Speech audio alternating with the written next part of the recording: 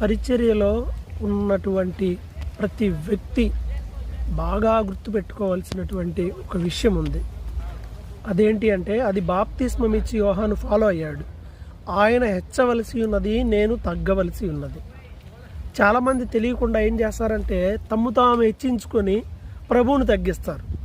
ఎలాగా? నేను ప్రార్థన చేశాను, నేను కష్టపడ్డాను, లేకపోతే నేను దేవుని కోసం ఇది చేశాను, నేను మందిరం కోసం అది చేశాను, లేదా వ్యక్తుల రక్షణ కోసం నేను ఇంత ప్రయాసపడ్డాను, పడుండొచ్చు, ఇవన్నీ చేసి ఉండొచ్చు. కానీ ఎవరి కోసం ఇవన్నీ చేస్తున్నావు? మనుషుల ఘనత కోసమా, లేకపోతే దేవుణ్ణి మహింపరచడం కోసమా? ఇది గమనించాలి. రెండవది, మనం హెచ్చించాల్సింది ప్రభువుని. ఇప్పుడు ఒక వ్యక్తిని చాలామంది పొగుడుతూ ఉంటారు. పరిచర్యలో ప్రమాదం ఏంటంటే, మనుషులు మనల్ని పొగుడుతూ ఉంటారు, విమర్శిస్తుంటారు. విమర్శించినప్పుడు ఈజీగా కుంగిపోతారు. ఇక్కడ నువ్వు జనరల్ వర్డ్స్ చెప్తుంటారుగా, పొగడ్తలకు పొంగిపోవద్దు, విమర్శలకు లొంగిపోవద్దు అని.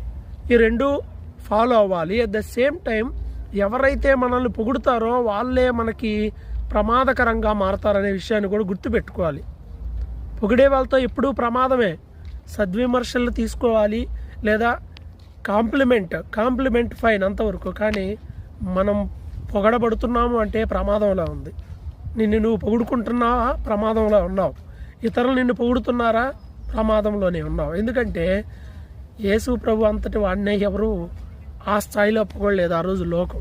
కాబట్టి పరిచర్యలో దేవుణ్ణి మాత్రమే మనము హెచ్చించాలి. పౌలు అంటాడు, సిలువ తప్ప నాకు అతిశయము ఇంకేదీ లేదు అన్నాడు. కాబట్టి సిలువ వేయబడిన యేసుని, మన కొరకు చనిపోయి తిరిగి లేచిన మన రక్షకుడిని మనము ఫోకస్ చేయాలి.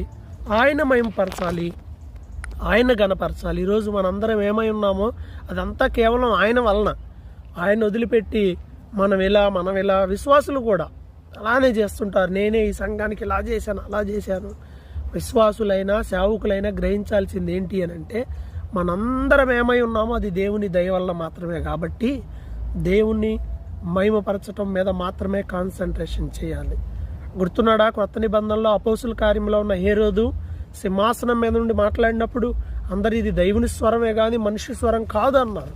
బైబిల్ చెప్తుంది, అతడు దేవుని మహిమపరచునందున పురుగులు పడి చనిపోయాను అనే మాట రాయబడింది. కాబట్టి చాలా జాగ్రత్తగా ఉండాలి. దేవుని మందిరాల్లో వేదికల మీద నుండి మనుషులను పొగిడేవాళ్ళు, వెనకుండి పొగిడేవాళ్ళు జాగ్రత్త. దేవునికి మాత్రమే మహిమ, ఘనత, ప్రభావాలు మనం ఇవ్వాలి. అలా కాకుండా మనుషులకి ఇచ్చావా నీ పని అయిపోద్ది, వాళ్ళ పని కూడా అయిపోద్ది. జాగ్రత్తగా ఉండాలి.